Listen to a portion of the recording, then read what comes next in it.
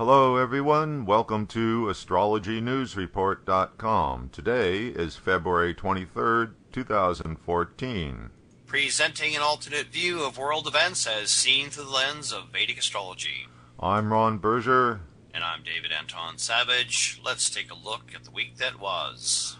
The Mars plus Rahu combination puts together the planet of impatience and violence with the significator of transformation. Thus we get acts of violence due to the demand for change. Mars is a warrior, Rahu is desire, and Libra is an idealist.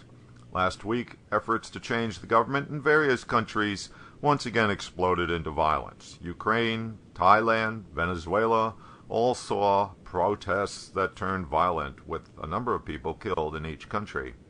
I would note, too, that on Monday through Wednesday, the moon was in Virgo, therefore opposite Uranus in Pisces. The moon signifies the public, and Uranus is the planet of rebellion. The Mars-Rahu planetary pattern is only getting tighter as it gets closer together during the coming week, indicating further intensification of the energy pattern. But in spite of the intensification of the Mars-Rahu combination, there were some rays of hope. On Tuesday, February 18th, Mercury entered Capricorn.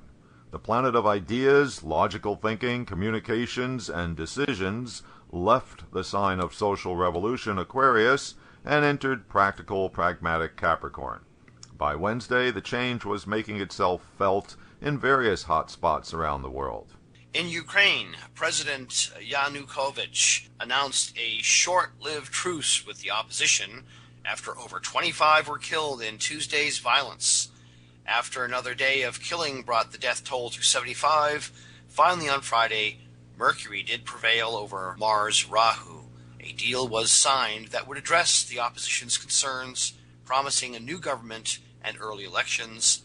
The big question was, how much can Yanukovych give in without losing Putin backing his play?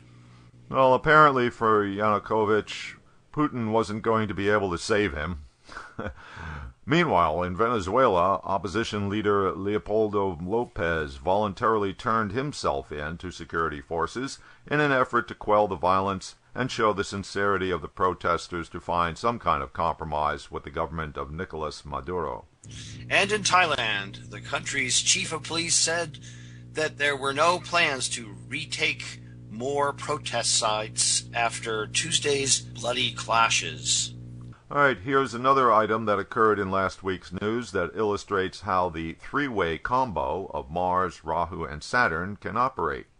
Mars is the planet of action. Rahu is the dragon's mouth, which swallows things up. And Saturn is the planet of control.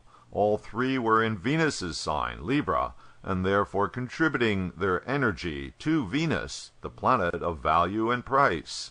The multi-billion-dollar enterprise we know as Facebook swallowed up a little startup called WhatsApp, buying the small but successful smartphone messaging service for an unheard-of sum of $19 billion. Why? Apparently, it was mostly because Facebook wants to corner the market on smartphone social texting, which is what the WhatsApp application does really well. And because by acquiring WhatsApp's 450 million customers, Facebook saw a way to expand its customer base in the mobile market for the, I guess, bargain price of $43 per customer. Shows you what you are really worth to Mr. Facebook, Mark Zuckerberg. He bought up control over your brain for a mere $43 per head. All right, and here's a totally different example of a Rahu plus Mars story that is just too perfect, with retrograde Mercury and Neptune thrown in for good measure. Last week, a Kentucky pastor belonging to a sect known as the Signs Followers of America was bitten by a venomous snake he was holding during a church service and subsequently died after he refused treatment. Signs Followers of America are drawn to handle venomous snakes because the Bible tells them to take up serpents. Please find this reference in your Gideon, Mark 16. All right.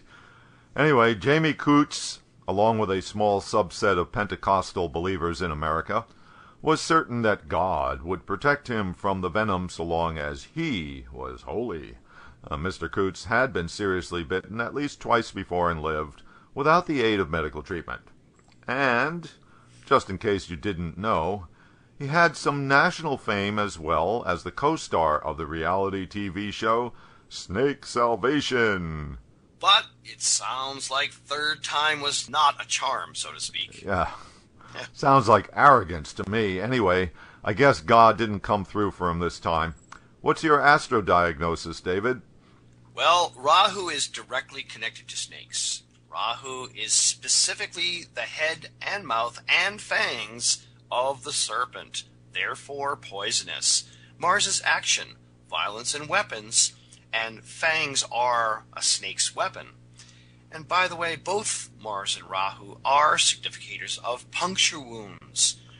On the other side of the equation, Mercury is thinking, with retrograde Mercury being backwards thinking, and then there's Neptune combining a healthy dose of delusion. All right, there we go. Another way that the planets can manifest for us, and so we conclude this week's Review of the Week. Be sure to click in with us next week.